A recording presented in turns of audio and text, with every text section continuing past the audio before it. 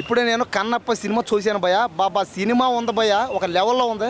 చాలామంది ఏంటంటే సినిమా అంతా భక్తి ఉంది, రక్తి ఉంది అంటారు. కాబట్టి సినిమా అంటే అంతే, భక్తి ఉంటుంది, రక్తి ఉంటుంది, కామెడీ ఉంటుంది, ఫైట్లు ఉంటాయి, డ్యాన్సులు ఉంటాయి, ఏ సినిమాని అంతే. కాబట్టి ఈ సినిమాలో ఇంకా మంచు విష్ణు అన్న యాక్టింగ్ భయ్య బాబా.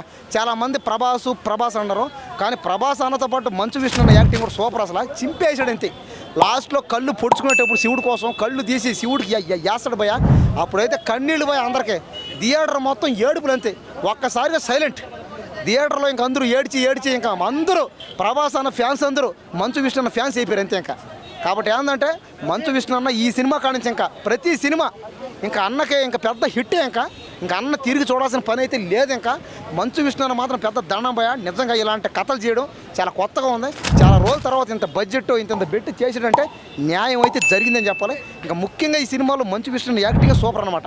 అసలు యాక్టింగ్ ఎక్కడ తగ్గల, అతను చింపేశాడు అంతే.